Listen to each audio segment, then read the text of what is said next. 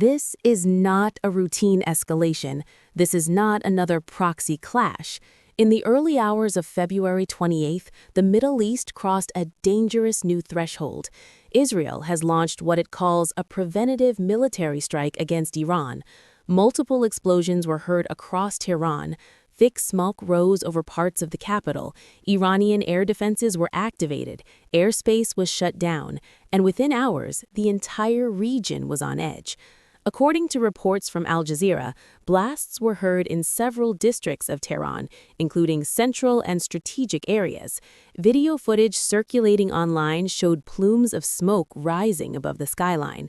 Iranian state media confirmed explosions, but provided limited detail on the exact targets.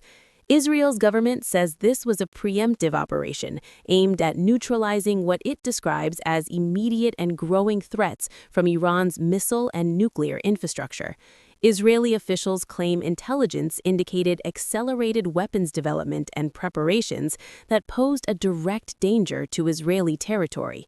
Soon after the strikes began, Israel declared a nationwide state of emergency. Schools were closed, public gatherings were restricted, air defenses were placed on maximum alert. Citizens were instructed to remain near shelters as officials warned retaliation could be imminent. But this is not just an Israel-Iran story.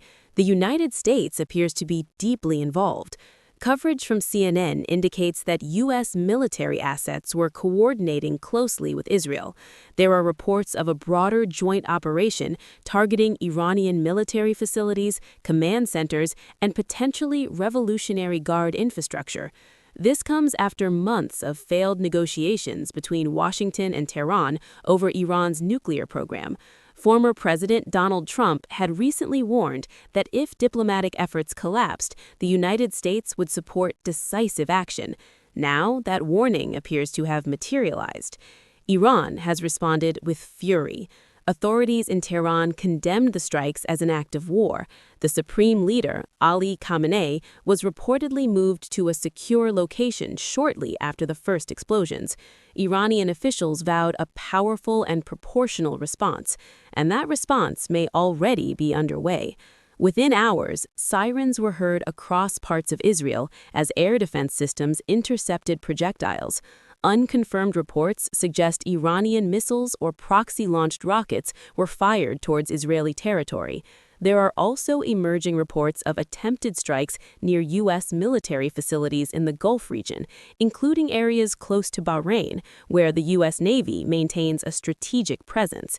If confirmed, that would mark a dramatic widening of the conflict. To understand how we reached this point, we have to look back. Tensions between Israel and Iran have been escalating for years through cyber attacks, covert operations, proxy warfare in Syria and Lebanon, and targeted assassinations. In April 2024, an Israeli strike on an Iranian diplomatic facility in Damascus significantly heightened hostilities. Iran retaliated through indirect means. Since then, both sides have been operating in a shadow war. But what we are seeing now is different. This is direct. This is overt. And this carries enormous geopolitical consequences. First, the regional impact. Airspace closures have disrupted international travel across Iran, Iraq, and surrounding countries. Commercial flights have been rerouted. Oil markets are reacting sharply, with fears that any disruption to the Strait of Hormuz, a critical artery for global energy shipments, could send crude prices soaring. Second, the military dimension. If Iran launches sustained missile attacks on Israel, Israel will almost certainly respond with deeper strikes inside Iranian territory. That risks targeting nuclear facilities, hardened military bunkers, and command infrastructure.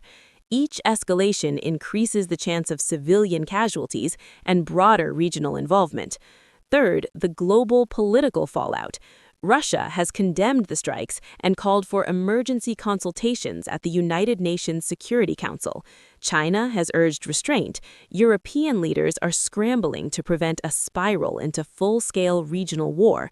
The diplomatic system is now under intense strain. And then there's the question of proxies. Iran maintains strong influence through groups across the Middle East, including Hezbollah in Lebanon and militias in Iraq and Syria.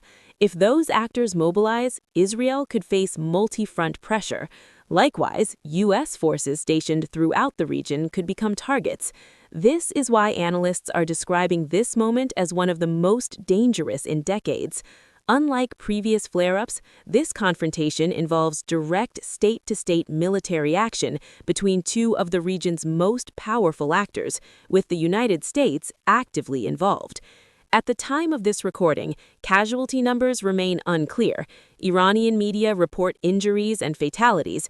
Israeli officials have not released detailed damage assessments. The situation remains fluid, and information is evolving by the hour. The key question now is escalation control. Will Iran limit its retaliation to symbolic strikes? Will Israel pursue additional waves of attacks? Will the United States deepen its involvement? Or will international pressure force an urgent diplomatic off-ramp? History shows that conflicts in the Middle East rarely remain contained once direct strikes begin. Miscalculation, misinterpretation, or a single high-casualty event could rapidly expand the battlefield. Global markets are watching, military commanders are calculating, diplomats are negotiating behind closed doors, and civilians across the region are bracing for uncertainty. This moment may redefine security architecture in the Middle East. It may reshape alliances. It may alter nuclear negotiations permanently, and it may determine whether the coming weeks bring de-escalation or a wider war that draws in multiple powers. For now, what we know is this: Israel has struck Iran. Iran is responding. The United States is involved. The region is on edge, and the world is watching.